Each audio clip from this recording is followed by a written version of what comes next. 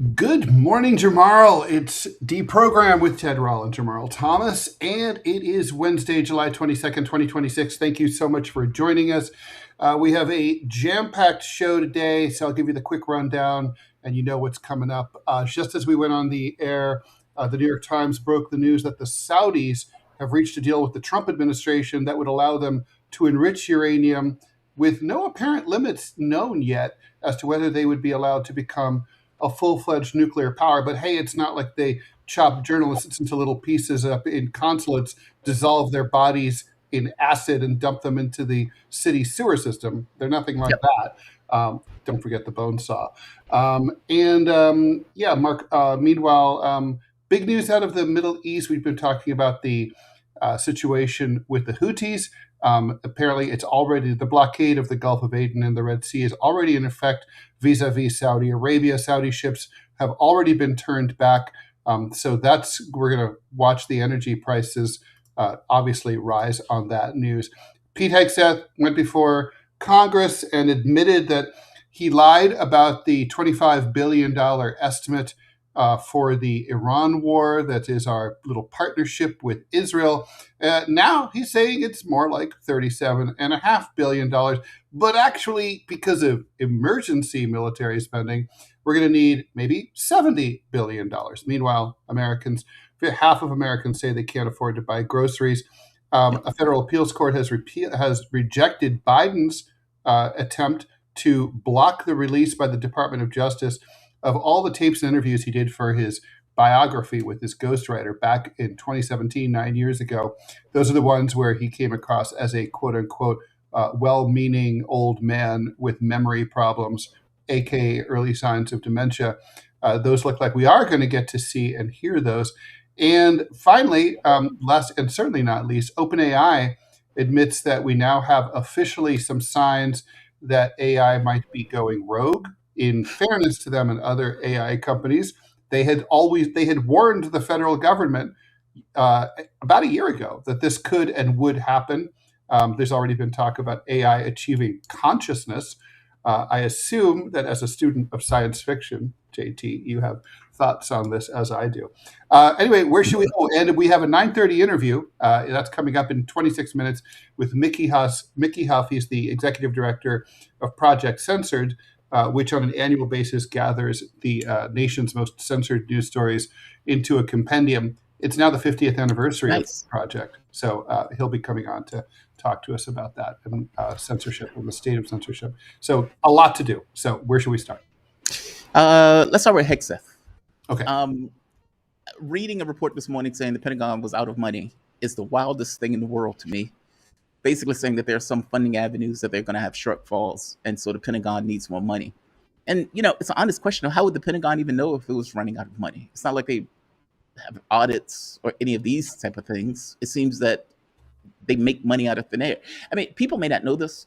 When George Bush went to war in Iraq, he put it all on his expense account. $10 trillion was whipped out of thin air for Iraq and Afghanistan. That war, when Obama got in office, they had to put it on the bill. In which case, Republicans turned around and said, oh, my God, look at Obama spending $10 trillion within his first 2 days of office. It's utter nonsense. I'm saying him saying there's a budget shortfall. I don't. It's like, no duh. And by the way, I don't even believe he's telling the truth about this number. That number is dramatically undercounted. Agreed. Yeah. I mean, we don't even know the amount of armaments we've been firing off. And we were... it was like we were down to 50% of most of those armaments within the first 40 days of the war. And those things are, how much is a Patriot defense missile? Like $400, like $1 million each or something, some insane amount of money. And we're firing the things off like hotcakes. Mm-hmm. I mean, I think the question to you is, does the price tag even matter?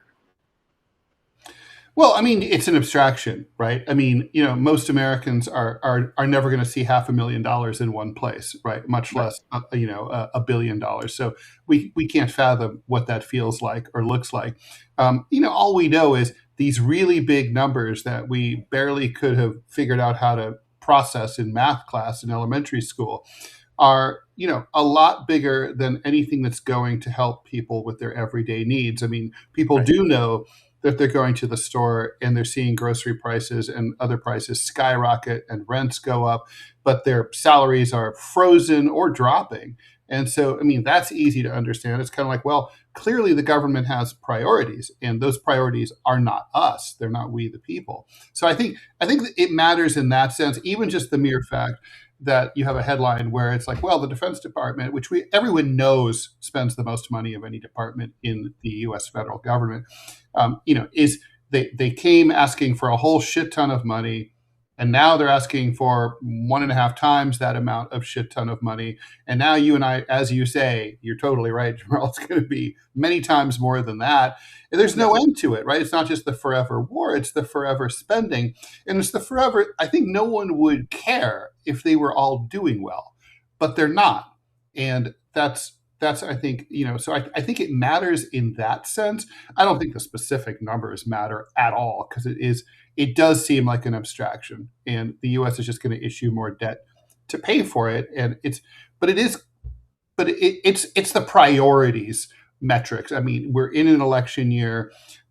People they feel pinched, and it's like, how come there's money for Israel and there's money for the Saudi Arabian nuclear program, and there's money for everyone outside of the United States, but there's not money for us? I think that's what's been driving at least left-wing populism and some right-wing populism.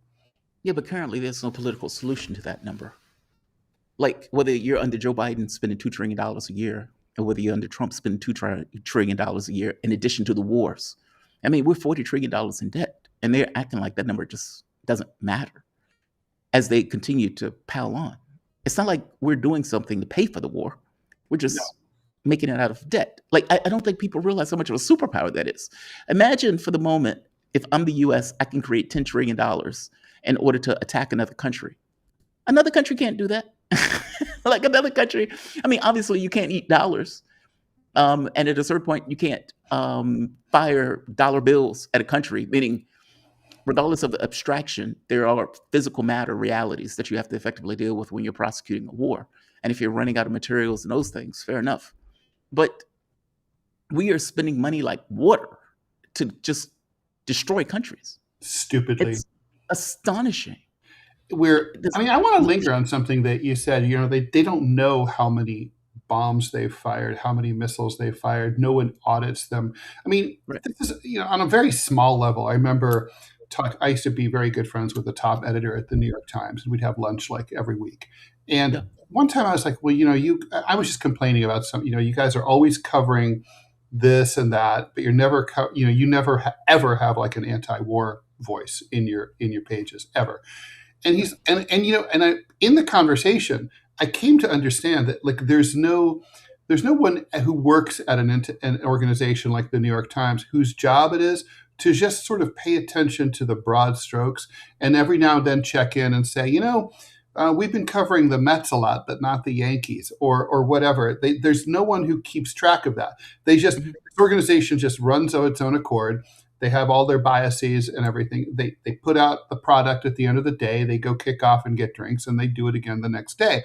Now, the Pentagon is many, many, many, many times bigger than an organization like the New York Times, and they really don't know. There's no one who kind of has a sense of like, who has that accountant's actuary's mind, who like is basically thinking about the numbers, the trend lines.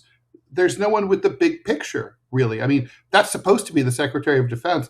I mean, his wee brain, even if he was trying to focus on it, could never grok this, right? It's terrifying because we have not only are we $40 trillion in debt, but we don't even know like how fast it's growing. We don't, at least in the organization, we don't know where we've gone too far. I mean, I'm reminded of Chalmers Johnson, who was the San Diego professor who wrote The Sorrows of Empire, and he invented the term blowback. I reviewed 2 of his books for the San Diego paper, and I read them very carefully. And he called the Pentagon one time to ask them for a list of all foreign bases. So just as part of his research, he called the press office, and they said, "Oh, we don't have that." It's like you don't have a a little directory that shows like a list of like, hey, in Bahrain we have this, in Jordan we have no. Okay, fine. Can you tell me the total number of bases of different kinds we have around the world, like Diego Garcia? We don't have that. Can you tell me the total number, approximately, of all bases? And they said it's somewhere between 800 and 1,200. They told me. Right. I mean, come on. I mean, if you run Apple Computer that way, you're doomed, right? I mean, it's like that's just not. It's not acceptable. But here we are. Well, not telling him doesn't mean they don't have it. They're just not telling him. I don't think they know. I think they know. I think they're just not telling him. Like, meaning, as a software engineer, all those things will be line itemed with an ID number associated with it. I mean, you have to get logistics to it. You have to get resources to them. You have to, meaning all of those things need to be expensed. It's a massive operation in order to get those bases funded, personnel, et cetera, et cetera. I don't believe for a moment they don't have the information. I just don't think they told him. I think they don't. I think they don't have it. I think that you think they just fundamentally don't know. I think they don't know. I think if you, like in Fight Club, put a gun up to their heads and said how many, they can't answer the question. My father made that very clear. They don't know how much things cost. They don't know how many projects they have going on. The left hand doesn't know what the right hand is doing, ever. It's just too big and unwieldy. People are siloed into their respective departments, and even if you're at a very top level, even if you're a 4-star in the walking the halls of the Pentagon, you literally don't know these things. Well, you may not. I mean, those are information is siloed. I mean, you do have like special access projects and those type of things where, like, somebody may be your boss. And your boss may not know the project that you're associated with because, there's stuff like that. I don't know. Maybe you're right. I just don't buy the premise that information is not somewhere. It may not be in the press office, and they're damn sure not going to tell Johnson. But it's not. Come on, it's not classified. I mean, it's like, look, someone could figure it out. I mean, it's like right. It's like literally Chalmers could have figured it out, but he just didn't. He had other things to do. It was a minor part of another project, but. I mean, seriously, I could have this information for us within a few months, right? If I just, just searching up online and making some phone calls.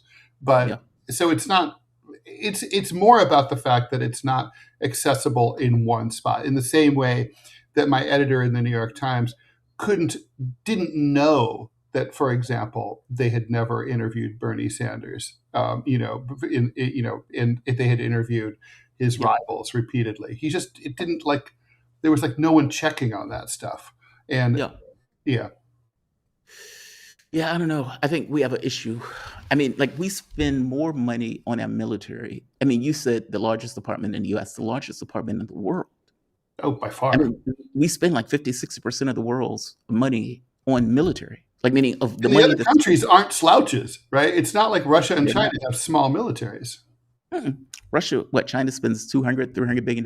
Russia spends 80 billion, 90 billion. Mm-hmm. We spend, at this point, 1.5 trillion is what they're taking it up to. Yeah. No, that number is mind blowing.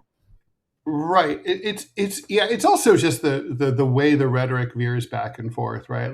It's like we're so we're saving money. It's like, well, if you're saving money, this Hegseth has been messaging that lately, that we've been finding savings in the budget. Okay, well, if you've been finding savings, how come you're asking for a 50% increase in 1 year? When there's never been fewer threats against the United States. I mean, or our allies for that matter. How does the American public look at this and not burn the White House down? That's a good question. I mean, because it would be infuriating. I mean, you look at the farmers. The U.S. has to bail out the farmers because we pissed off China, and so 1.3 billion consumers we no longer have access to. So the farmers have been out there praying to Jesus for help. Thankfully, the U.S. is coming to their rescue. In the case of the war thing, as you point out, 60 to 70% of the people, when asked about groceries, they point out that they can't afford them. That the groceries have gone up to such an extent. Energy has gone up to such an extent. And yet, we are dropping money like water to attack a country that Trump said he was never going to attack. And they're telling you with a straight face. And, by the way, Trump making $4 billion. And that Yeah. That is outrageous. Like, it's outrageous to a level that is breathtaking. And if January 6th happened over this, I would have been perfectly fine with January 6th. Oh, me too. I mean, well, then it wouldn't have gone far enough, right? I mean, Right. what's weird to me is also that you don't have more lone wolves, like people who lost their job and can't find another one, and are are getting evicted from their homes, and their lives are falling apart, and their marriage might be falling apart, or if they can't afford health care for their kids. I'm really surprised those people. There's not a bunch of them who are just freaking out and turning to violence. I'm shocked. Yeah. I mean, give it time. Yeah. Give it By the time. way, coming up at 12 noon, we're doing the Q&A show. Just a reminder, today is Wednesday. Okay, we have some comments, so we should do those. And then I think we do need to talk about AI. Okay, bad cookies. I, for one, am very flabbergasted that Trump is still a sitting president after everyone knows he murdered and groped children. What the fuck is wrong with you, America? Wake up. First of all, I want to be clear. I don't know that there's any evidence whatsoever that he murdered children. Well, the first opening attack in the Iran war hit a school, killing 100 fair. kids. Okay, fair. He did murder children. Okay. I thought I was thinking of Epstein, but okay. Oh, like he was like at some kind of blood ritual where he just Yeah. I don't believe that. ate I do babies. not Yeah. believe that at all. Right. Yeah. Okay. Okay. Tara, Ohio. Great news, Bobby. I stream Putin Bot Gaming every day. Just a reminder of our call to action for people who might have forgotten or who are just joining us. Our producer, Robbie West, is an essential part of this show. And what we need you all to do to help support him, I won't get into all the financial background. We can do that another time. But please go to Rumble, search up Putin Bot Gaming, and find a long playlist and hit run. You don't have to watch it, although if you want to watch it, that'd be great. But just let it run. Maybe when you step away from your computer overnight, don't let it go to sleep or it'll go off. Okay, that's our request to you. Thank you so much. Bad for cookies. They can print endless amounts of money for war, but we'll ask who's going to pay for that when you ask for health care. Yes. That's true. Which is always frustrating to me because they do that incessantly to people who tend to be on the left. I mean, not even on the left. They would ask Kamala Harris that. It's like, hey, I want to build a playground for 3 kids. How are you going to pay for that, Kamala? What's with these lefty politics? Yeah. You can't. You're just giving things away. Yeah, you're just giving that park away. Yeah. Those kids don't deserve it. Yeah, they just put them to work in the mine. Right. John Park, God forbid we ask for affordable housing or student loan forgiveness and get told we're lazy and don't know how to hard work, yet have no problem passing trillions for the war machine. Yep. No question. Dark works. Weren't the 9/11 hijackers Saudis? Yeah, they were. They get nukes, but Iran doesn't. Yeah. Yep. I mean, by the way, hilariously, one of the headlines following the breaking news on Saudi Arabia becoming a nuclear power probably is people in Israel are deeply concerned about a regional arms race. I mean, it's not like the Trump administration is saying Saudi Arabia can have nuclear weapons. No. My understanding this is about nuclear power. Right. And again, I keep saying Iran should have already had nukes. Although Saudi Arabia doesn't need to be a nuclear power because they're, what is it? Like a founding member of OPEC, right? I mean, so they have oil. They don't need nuclear power at all. Well, I think from their point of view, they want to export that oil and use nuclear power at home. I think that's the thought. Yeah. Basically, they can make more revenue, make more money. It's not going to solve their desalination problems, though, once the Iranians go after them. I think they're going to build big old honking AI data centers there in the Saudi desert. That makes sense. That's why you want nuclear power. That's how you do this. Right. That totally makes sense. Comatoned, the entire right wing is going to vote to merge the military with Israel today. Well, part of the military. Yeah.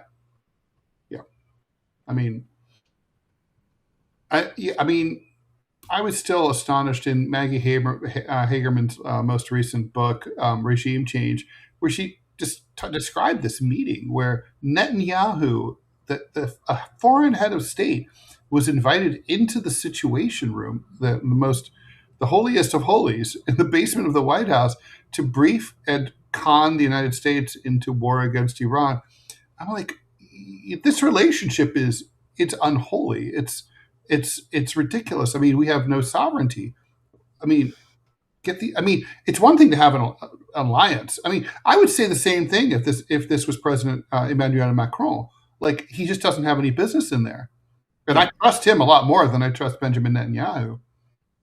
Well, true. He doesn't have any business in there. Netanyahu should be in a cage, let alone hung. So the idea that he's in a Situation Room kind of gives some kind of context to what's going on. I just don't buy this premise, though, that Israel is the leader in this. No, I don't. The U.S. No, but they definitely, they're not the leader. We're the leader, right? But it's kind of like they came, it's like basically they came to the boss and they said, listen, we have this idea. Why don't you do it? And the boss signed on to it. So it was their idea, right? I mean, all I'm saying is this has been U.S. policy for decades. Yeah. I mean, you could say that Trump was the one that did it. Right. And the buck stops with him, obviously. Yeah, obviously. But I guess I'm saying I don't think Trump reads policy papers. But there are people who are under Trump that do. And U.S. policy has remained very consistent all the way through, whether it was Bush, Biden, Obama, or for that matter, Trump. So you could say that he was whispered in his ear and Trump decided to go along with it. And maybe they got videos on Trump having sex with kids or something like that where they're holding it. I don't know. All I'm pointing out is this was U.S. policy going all the way back to Bush. Trump is just a culmination of it. I totally agreed. We should probably, the AI thing is probably going to need more than the 7 minutes we have left before Mickey joins us. And we can talk about it after Mickey toward the end of the show. But let's talk about Biden, if you're okay with that. Totally. Okay, so Joe Biden gave a series of interviews for an autobiography that came out during his interregnum, right, between the end of his vice presidency under Obama and his return to power as president of the United States in 2020. This is all during Trump's first term. In 2017, he sat down and gave all these recordings. Robert Hur, the special counsel, caught a lot of shit for describing Biden in those tapes when he was deposed about them as being coming across as a well-meaning man who had memory problems. And among those memory problems that he had, he did not remember when his son Beau had died. He miscategorized the cause of his son Beau's death. He claimed that he had been killed in Iraq. In fact, he got sick from after being exposed to burn pits in Iraq, but died many years later. He also didn't remember what year he had become vice president. Now, I remember what year Biden became vice president. 2008. Obama, first black president. Yeah. Right. And it's like, so, but he didn't remember that. I would think that was a rather important moment in his career and in his life. Yeah. So, so what this all means is, I think it's interesting and important. The reason I wanted to talk about this is just to remind Democrats who are still like, nobody really knew until 2024, until that debate. Okay, that debate was 7 years later, okay? But this guy was already addled. My whole theory is that actually Beau's death tipped him over, and he cracked and broke. And I really seriously think that probably is what happened. By 2020, when he ran, he was already, you could see it. He was fucked up already. He shouldn't have been elected in the first place. He shouldn't have been allowed to run in the first place. And Democrats were just, blowing smoke up our asses because they were trying to get rid of Bernie, and then they were trying to get rid of Trump. And they just thought Biden was the guy to do it. God help us all. He was a disastrous president. He wasn't there. Anyway, the point is the Department of Justice is going to probably get those tapes. I don't think the Supreme Court is going to rule on this. I think they'll just refuse to hear it, and that'll be that. does this? I mean, does it matter politically? No, because I think the verdict of history is already there about what the Democrats did and what Biden did and what Biden was. But is this one of those things where, like the Dead Kennedys song says, like in 10 years or so, you'll know the truth, but by then it's only so much paper? Or is it important for history to record, like, you knew, they knew, and they did it anyway, and just to have that mark be on their permanent record? I think it is. I think it matters, but I just don't know if it has an effect. Yeah, I think both are true. I think, God, that's a great line. You'll find the truth in 10 years, but it's not going to matter. At that point, it's just going to be a bunch of paper. That is the way it runs, right? If you remember when the thing came out about Obama trying to overthrow Syria, that came out when Obama left office. It was almost like the day that Trump was elected or something like that. That's when the New York Times came out with the report about Obama trying to overthrow the Syrian government, and that Trump was, I think he said, pulling forces or something out of it or whatever he was doing. Like, you find out years after the fact when it ultimately no longer matters, or where you can't necessarily do anything about it. I feel, yeah, it's the same thing. I think it's important to bear witness, though. Donald Trump, Democrats are going to be screaming, Trump is out of his mind, Trump is out of his mind, Trump is losing it, Trump is mentally ill. Dude, are you serious right now? maybe he is, but you had no issue backing a mentally ill candidate and hiding and covering for that candidate all the way through his presidential term. So yeah, I think it matters, kind of, in the sense of conscious awareness of it, especially because Democrats are going to say some really hypocritical shit after the fact, like this never happened. But it's historic. I don't know if it. I think it's really important. I mean, the fact that they do not have any moral or political standing to criticize Trump's mental acuity. Exactly. It speaks not only to their hypocrisy, right, but it also speaks to their stupidity. I mean, they knew that Donald Trump, reelected, was going to be the oldest president ever, even older than Biden. They also could see that, look, if you look at videos of Donald Trump giving an interview or giving a speech from 15 years ago, you know that he's not the same person now, right? I mean, and so they could have, a little bit of pattern recognition and predictive abilities should have been able to push them deep into the future, into 2025, 2026, and say, we're going to want to be able to say, look, what had happened to our guy, we got rid of him and we came clean with the American people. That would have put huge amounts of pressure on the Republicans. But they can't do that now. I mean, in other words, it's sort of like when under Obama, the Democrats argued, well, we're not going to need the judicial filibuster because, Democrats will be in power for the rest of our lives. They literally thought that. They literally said that repeatedly. It shows that same thing. Well, you don't know. It could, that may not be true, right? And so it's not like Trump was 42.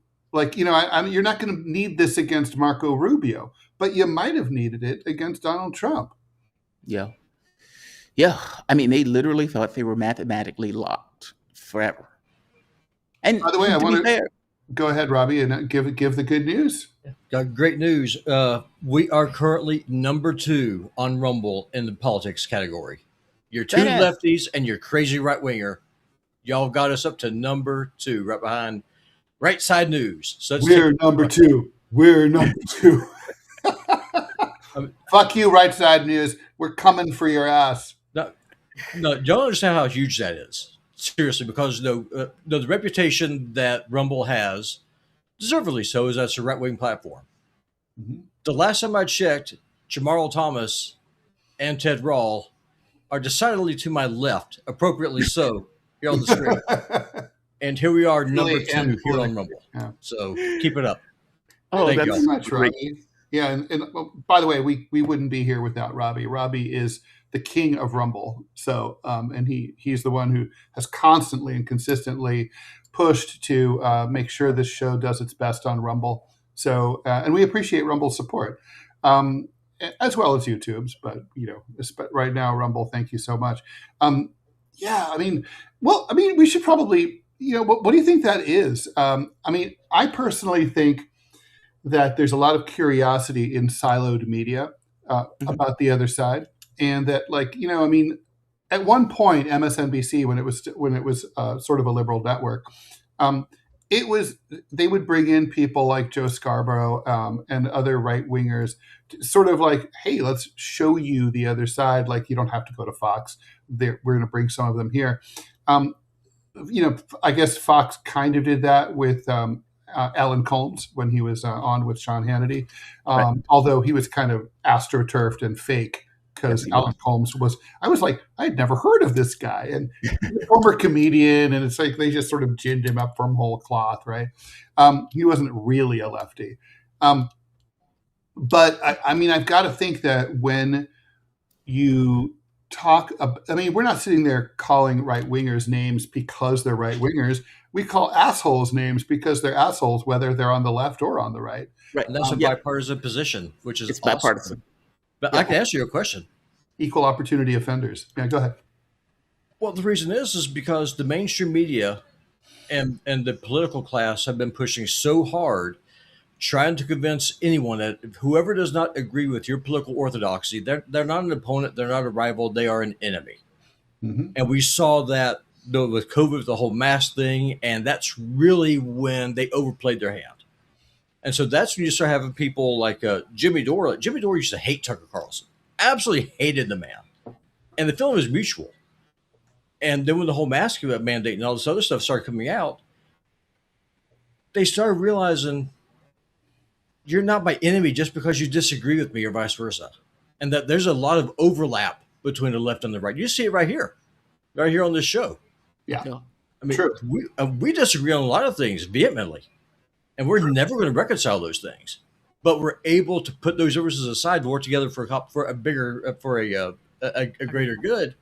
Right. And that's a big part of it. And I'll be honest with you, I think that one of the things that's really driving the show is the fact that we are working with Pickaxe. If y'all are not on Pickaxe, you're missing out, because X. For example, X and Facebook, the way that they make their money is their algorithm. They reward engagement by being inflammatory, and they try to keep you siloed, and that's how it all works. Pickaxe breaks that mold, and you actually see the posts of people that you follow without a computer getting in the way. Ted, they're right wingers reading your articles. That would never happen on X. Right, that's true. That's why. Yeah, they're not just spoon feeding you what you want. No, YouTube's the same way. God bless the YouTubers out there. I'm Poopbot Gaming over on YouTube. Pull up a playlist, let the puppy run. But I'm telling you, the algorithm, the reason why a lot of you people on YouTube, you say that you follow the show, but we go live, you don't get a notification. That's because there is a computer between your show and our audience. Yeah, gatekeeping is so frustrating for creative people. As a cartoonist and columnist, right, I'm syndicated. One of the things that when you're syndicated, your clients are not the readers. The clients are the editors who decide whether or not the readers ever get to see you. I used to always say, yeah, I'm read by 80 million people, but I have 140 people who matter, and those were the editors of my stuff. And so the thing is that it's really annoying, because if I could, when I was trying to break in, and this is still true, if I could get into a publication, it would be sticky. Like, the odds are people would like it and they'd be interested in it, even if they disagreed with it. But getting past that gatekeeper who's trying to determine for a variety of reasons whether or not you should appear in there, that's the challenge. It's kind of hurts my brain. It's like in my lawsuit, one of the hoops I had to go through was, you can't just sue in this country.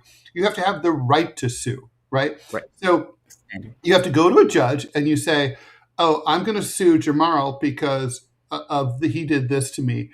Okay. And then the judge doesn't say, okay, impanel a jury, let's find out what 12 people have to say.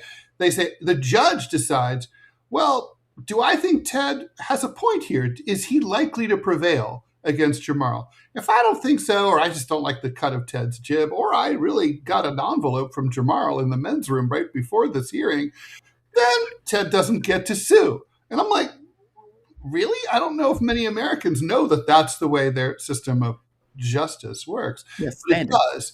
And that's and I mean, it's just, it really is. And so it's like that with Rumble. I mean, it's kind of like, I mean, put us up there, give us a pickaxe, put us up there, give us a chance. The odds are people will not hate us. That's a good thing. Yeah, that's a good thing. Standing. I mean, by the way, that's why they shut Trump down. It was like, you don't have standing to bring this case. Clovis is meowing ferociously. I'm going to go let him in. Hold on. Oh, okay. Ted in his underwear? Oh, okay. He's wearing shorts. We always. This is not a Jeffrey Toobin situation. Right. It's like, oh my God. It's like, Ted. Now, me and Ted always have a pre-show meeting where I always make sure that since he does Biden out occasionally, I make sure that he is wearing at least his boxers. He's wearing underwear. At least boxers, yeah. Would Tidy Whities pass muster on Rumble and Pickaxe? Why not? That's a good question. I don't know. Although they're tidy blackies in my case. Well, I mean, Rumble. I can't do boxers because I like to wear jeans and they ruck up. They do sometimes. It just depends on the type of boxers they have. Yeah, I'm a boxer guy, and briefs. I told kids they just crush the balls. You can't do it. Just you got to let them breathe. You got to let them breathe. Fertility crisis, right? I mean, I really do think that polyester underwear honestly has a big role to play with that because it overheats your balls. Honestly, God. And not to mention also plastics, right? Getting into your balls. That can't be good. I'm not even kidding. Yeah, no, it's a bad thing. I like boxers. For some reason, I feel like tidy whities are kids. Like they look funny. Well, once you hear the name tidy whities. But the people who are asking about Pickaxe, it's the best way of thinking about it. It's kind of like a cross between X and Facebook. Yeah, X and Facebook. You can post long form articles. You can do little tweets there, and the thing that's cool about it is it's just reverse chronological order, right?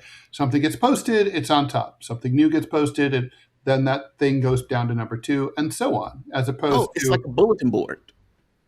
Kind of. I mean, it's just the way Twitter was back in the day, but before they started deciding in sophisticated ways, we don't think Jamarl should see anything about Armenia, so we'll block it. Yeah, I mean, honestly, the way that it works is that whoever it is that you follow, you see whatever it is that they post, and if someone that you follow retweets something or reposts it, whatever the hell it is they call it, then you see what it is that they repost. There is no gatekeeping, and it's refreshing. Yeah, I hope it lasts. It's like I have a colleague, friend, cartoonist. She always says, "It's good. Enjoy it while you can. It never lasts." Okay, so let's do some comments. I don't see Mickey. I don't know what to say. We have not like we can't do a show without him. All right, so here we go. And we still have AI. See, that's the beauty of having a co-host. True. Like if shit goes awry, you still have your co-host. Like there were times where we didn't necessarily book a guest because the co-host and I would just talk about the story ourselves. That's the benefit. When you're doing a show by yourself, either you are doing the story by yourself, or if the person doesn't show up, you're dancing. It's like, well, you do that every day. I mean, holy cow, 2 hours of just mostly just you, right? It used to be 3. Well, it depends. Usually, the way it used to work is I would have a monologue first thing in the morning at 7 o'clock, from 7 to 7:15. Honestly, I kept the radio standard. I would do the monologue from 7 to 7:15, and then I would have the guests come in for the rest of the show. And it kind of depended on what was going on. There were times where I would kind of like an Alexander McCarris breakdown of what was taking place over the course of the day. But usually guests are far easier. Guests are definitely easier if you have someone to bounce off of. I mean, it's funny. When I worked on radio in Los Angeles, on terrestrial radio, I went from one extreme to another. The very first day I started, forgive me if I've told this story before, but I was the way they auditioned 26 people for the slot. And basically the way it worked is they said, okay, so you're going to be on at 3:00 this afternoon. It was on a Saturday. And like at about 1:50, the producer lady goes, okay, let's go down to the studio and take a look at show you where all the buttons are and everything. So I'm like, all right. So she shows me where all the buttons are. And then she's like, so I lied. You're going to be on in 30 seconds. and so it's like, now the thing is, there were no commercials. There was no calls. There was no calls allowed. Like, didn't give out the number. And there's no news, there's no traffic, there's no weather. It's an audition, 3 hours. And as she said as she left the door, keep the needle moving. And, I did, obviously. Wait, they wanted you to carry it for 3 hours by yourself? Yeah, and I did. And so I asked, and I got the job. And I asked her, like, what normally happens. So she said, oh, most people just freeze up. And I said, what do you mean? She said, oh, they go live. And then they just sit there and stare, and their eyes get really buggy. And really? Like, see, the rule was always no dead air. And I have a habit of interrupting guests sometimes because it's like, if the guest pauses, I'm not sure if the guest is frozen, if the guest is stopped, if there's a lag. And my first instinct is fill the gap. Don't let there be dead air. No, dead air is verboten. But the point is, so from that, then the show got more popular, and eventually it was doing really well. So I had news, traffic, and weather, and lots of ads, right? And so then it became frustrating because you'd come out of like the shit at the top of the hour 6 minutes in, and then it's like, Ted, we're 14 minutes out, and I'm like, I've only been talking for 8 minutes. It's like, kill. Like, so I was only talking like maybe 23 minutes an hour. And it wasn't enough to really go deep. Or once you start to get like even if you have a guest, like, it's just, you break up the flow. Like, please stay with us for another segment. But it's not the same. And you have to and also in radio, you're always thinking about the fact that people are constantly joining. Now, that's true here too. And we should be aware of that. I can see the numbers tick up as the show goes on. And people are, but like in terrestrial radio, the average person listens for about 20 minutes. So you have to constantly reset. Like, you're listening to DeProgram with Ted Rall and Jamarl Thomas. Right. Thanks for joining us. We're talking about Mickey Huff didn't make it. We're talking about, Pete Hegseth, whatever. It's just a whole different thing. Yeah. I loved radio. I loved it. I even liked TV, but radio there was something about, even if you weren't necessarily doing a large audience, it's still something about this expression thing. I don't know what it is. It's like you have the headset on, you have the mic in front of you, you have all of the accoutrements around you. You feel like you're in the shit, and you're aware that what you're saying is going out. What you're saying can have impact, can have consequences. It's massive. It's also intimate. You're when you are doing calls or you are responding to comments. Yeah, you feel like you're interacting with people you would never otherwise meet, much less talk to. Yeah, we used to do it all the time. God, man, I used to love radio. I loved radio. I'm realizing now the eyesight was an issue that I was never necessarily dealing with. Hated reading the news because I was bad at it. But from the standpoint of radio, interviews, I love that stuff. So good. Yeah, well, I would love to figure out a way. I mean, I feel like there's an opportunity in terrestrial radio. There's so much empty airspace now because of there's massive disruptions in terrestrial radio. And so basically now they run either syndicated material only, or or you have to pay like for basically infomercials on the weekends and stuff. And I'm like, there's got to be a way for people like us to like syndicate our money together, get a channel or get a radio station. Yeah, I mean, I don't know how the business works. I know it's selling a product and basically advertisers and those. I'm gonna reach out to my old buddy Mike Gallagher, see what he's up to. He's a right winger. He's the guy who introduced me to talk radio, and he was the guy who told me, sort of like when you go on all the tips, like when you go on the air, don't be thinking, like about all the people driving in their cars on freeways, and get that sense in your vision, like you're not talking to thousands or tens of thousands. You're talking to one person. Yeah, you're talking to one. Okay, we have comments. Let's get to those. Phileas Fob, thanks for the dollar. Ted, others have noted that Haberman and Schwartz's quotes were so precise and not rejected by the administration that someone must have gotten a recording device into the Situation Room. Guess which foreign agency? Yeah, because they never push back on those quotes. No, they never do. They never did. No. Horses are people too. Thanks for the $5. A little off topic, but you guys should bring on Carl Za to talk about how China is keeping American gas prices low as they are. I don't know who that is. Do you? Carl is cool people. He comes to my channel all the time. Please invite him if you want. China, I got into this back and forth with economists on the whole China issue because they made that very point. I think it was Warwick Powell. Warwick said, well, China has been using their own oil inventories as opposed to buying oil on the market, which has been artificially also keeping the gas price low. And of course, my response to that was, whoa, what do you mean they're doing that? The United States is at war with Iran. You would think that they would have some level of care and concern, meaning if China wants the war to stop, the way to get the war to stop is to allow the U.S. to suffer with the oil prices going up. That puts pressure on the United States in regards to how they can continue the war with gas prices going to infinity. And so if China is doing that, then they're on some level damaging Iran because they're allowing the U.S. to go further in their attacks on Iran. Yeah. And he was like, yeah, but they don't want to wreck the economy and blah, blah, blah.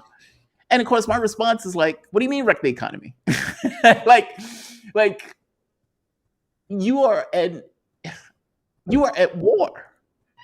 And these countries don't seem to fully grasp it in a overarching geopolitical sense. They grasp it in terms of their own cynical self-interest. But I know, but that's damaging their larger interests, if that makes sense. And obviously the countries are going to do what's in their interests, so they're going to do what's in their interests. I don't matter. In my Robbie, opinion. come on. I got to let this cat out. Oh, no, you're fine. You're fine. No, I'm just saying, it's... Go. When I heard that, Go. my response was like, what the F? Help your boy. Like, meaning if your country is being attacked, or if you're Iran, Russia, and China, work with one another in order to go after the country that's attacking your country. I mean, for fuck's sake, Iran is being attacked directly, meaning we are murdering its citizens. Yep. Russia is being attacked, or it's in a war directly. The U.S. is behind both of these wars. The U.S., if it could, would find some way to undercut China. It just doesn't necessarily have the capability of doing it at the moment. I mean, the fact that the United States has Victoria Nuland out there giving cookies at the Maidan. Yes. And then you have Lindsey Graham saying the best money America's ever spent is sending young Russians to their graves. Yep. And then Putin, he sits on his hands playing it safe.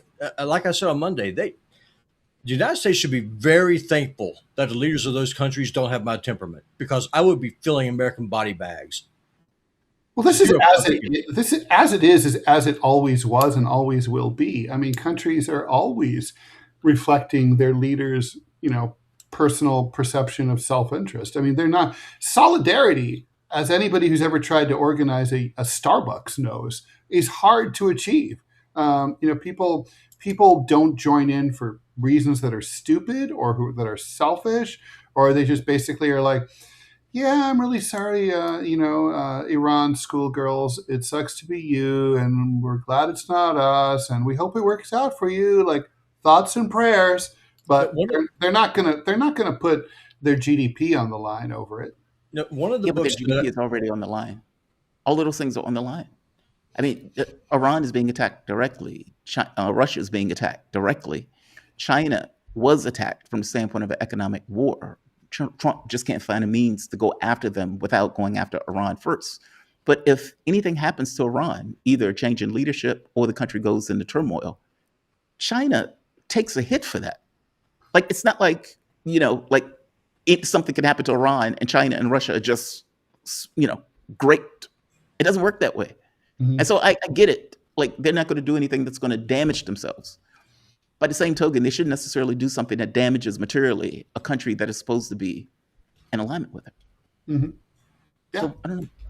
I mean, Warwick didn't agree with me on that. He didn't agree. Well, let's all right. Let's do some. We have some paid chats we have to get to for sure. The Dead Meme Club 88. Why are they just now admitting that soldiers are dying? U.S. soldiers are dying in the Gulf when they certainly have been dying already. Could it be to inspire emotions for further military action, such of it, as yes. ground troops? I don't know about ground troops, but part of it is to try to stir emotions. But obvious and notice the woman that they show. Oh, look at this young angel that died honorably from the dirty Iranians. It's like she didn't die honorably. She just died. She got killed in a war of aggression that you effectively started. I mean, we can have an argument on. Yeah, she was taking cover in her residence, right? I mean, it's not like she was out, Ramboing it. Yeah, or rescuing a child, or doing something actually honorable. Yeah, so one of these also that they did. I mean, there have been white American soldiers killed in this war, obviously, but they decided to make this brown, pretty young girl from Texas like the poster child. To your point, just like she's a telegenically dead woman who they can "Oh, look how she's an angel. Look how beautiful she is." But doesn't it speak highly of us that we've come so far that you don't have to be blonde and blue-eyed to be used as propaganda for the war machine? Now you can be Latina and have dark skin and big eyes, and that's called progress. Okay too. Yeah, that's called progress. Yeah. That's called progress as a nation. Diversity. You got to have diversity for those flag draped coffins. We will have really made it once we have like a paraplegic, transgender, hermaphrodite, half Kenyan, I don't know, whatever. Yeah. It's like, look at this angel that have been killed by the Iranians. Yeah, part of it is trying to use telegenically dead soldiers and leverage honor and those type of things. Yeah, you notice the dude who's kind of funny looking, he's not getting as much press. Not at all. And you heard Hegseth when he was at the congressional hearing yesterday, and they pressed him on it. He was like, "Shame on you! You're not supporting the war." It's like, fuck you! You started that war. You got those people killed. By the way, parenthetically, what's with this new term that nobody's ever heard of? War fighters. You mean soldiers? That's the new term for his troops, for the American soldiers. Yeah, as opposed to American service members or servicemen or war fighters or fighters. They're war fighters. He's trying to. He's a war fighter. Was Radar O'Reilly a war fighter? I mean, well, he's trying to change the language in order to try to change the way people think about the soldiers. But either way, he's getting them killed, and it's in a war of choice. So you can't even make the argument that they died protecting America. They died saving American lives. No, they died trying to murder Iranians. That's not an honorable death. No, it's true. That's right. I mean, they died for Israel. Let's say what it is. They died for Israel. Benjamin Netanyahu wants the Iranian nation destroyed. He's too much of a pussy to sacrifice his own men to go do it. So he looks across the ocean at those dumbass goys over there, and then he punches that AIPAC ticket. So, okay, we're paying you good money. Now go fill up those coffins and kill as many Iranians as you can while you do it. Like the good little bitches that you are. They died for Israel.